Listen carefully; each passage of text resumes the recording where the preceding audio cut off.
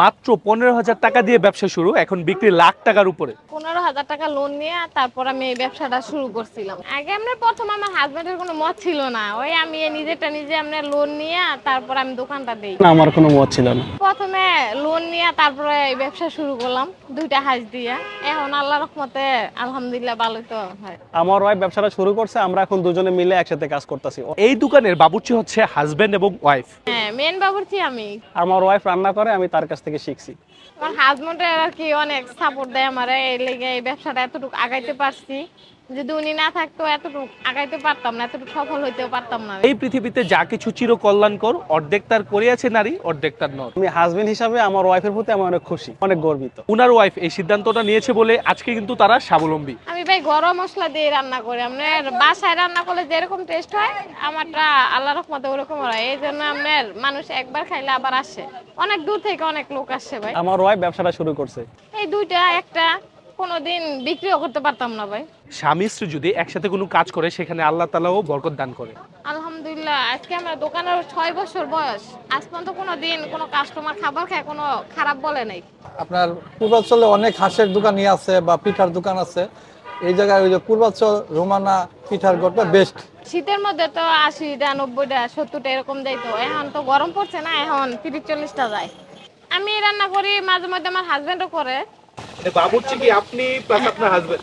আমরা ভাই এক্সট্রা কোনো মশলা দেই না, আমি গরম মশলা যেগুলো আছে এলাচ দারচিনি লং আদা রসুন এগুলোই। হ্যাঁ ভাই, ওটা আমি বলতে পারি না, আমি কোনো সিক্রেট মশলা দিই না, আমি ঘরোয়া ভাবে রান্না করি।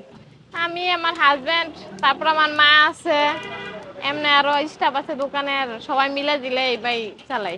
এগুলো কি দেশি হাঁস নাকি ফার্মের হাঁস? আর দেশি পাতি হাঁস কিশোরগঞ্জ থেকে দেয়া যায়, নরসিংদীর পাইকার আছে আমগো, ওরা দেয়া যায় না। মাংস আমরা প্লেট হিসেবে বিক্রি করি 300 টাকা প্লেট, আর যদি কেউ একটা ফুল নেয় তো 1200 টাকা পড়ে। হ্যাঁ, আর প্লেট নিলে আমরা 300 টাকা। এমনি 5 পিস দেয়, আর পরে কেউ যে একটু জোল টোল চাইলে 1 পিস গলা বা হাতের পাখা এগুলো আর কি যায়।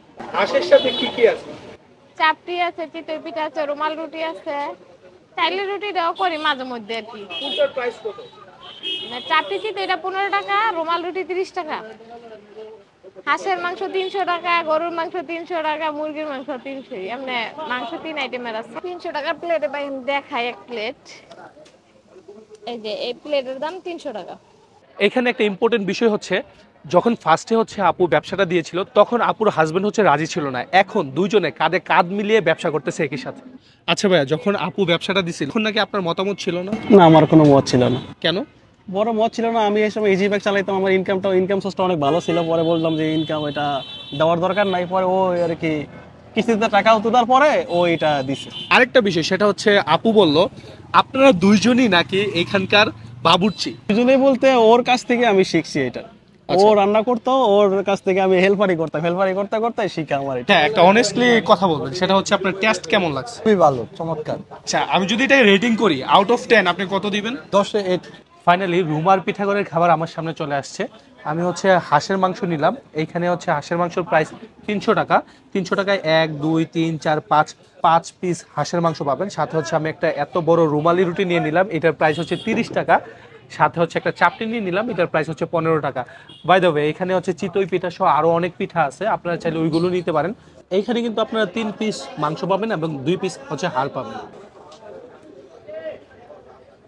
অনেকে হাঁসের মাংস খেতে গেলে হাঁসের একটা আলাদা স্মেল পান, বাট এটাতে কোনো প্রকার কোনো বাজে স্মেল পাবেন না। আপনার বাসার মধ্যে হাঁসের মাংস রান্না করলে যেমন টেস্ট পাবেন, এখানে অলমোস্ট সেম টেস্টটাই আপনারা পাবেন। আমি আরেকটা জিনিস মেনশন করে দিতে চাই, সেটা হচ্ছে হাঁসের মাংস নর্মালি কিন্তু একটু হার্ড থাকে, বাট এইখানে হাঁসের মাংসটা কিন্তু মোটামুটি ভালো সফট, আর এটার কালারটা অনেক সুন্দর আসছে, আর গ্রেভিটা অনেক ঘন। 300 ফিটে আমার অনেকগুলো হাঁসের মাংস ট্রাই করা হয়েছে, বাট রুমার হাঁসের মাংসটা আসলেই ভালো। সো এটাকে আমি হচ্ছে হাইলি রিকমেন্ড করতেছি, যদি আপনারা 300 ফিটে আসেন মাস্ট ট্রাই করতে পারেন। 300 ফিটের কার কার হাঁসের মাংস আপনাদের কাছে ভালো লাগে সেটা অবশ্যই কমেন্ট বক্সে জানাবেন। আর যারা যারা রুমার হাঁসের মাংস খেয়েছেন তারা অবশ্যই কমেন্ট করে জানাবেন আপনাদের এক্সপিরিয়েন্স কেমন ছিল। আজকে এই পর্যন্তই, দেখাবে পরবর্তী নতুন কোনো ভিডিওতে, নতুন কোনো প্লেসে, নতুন কোনো খাবার নিয়ে। সে পর্যন্ত ভালো থাকুন, সুস্থ থাকুন এবং সাজেদুর ইমনের পাশে থাকুন। আল্লাহ হাফেজ।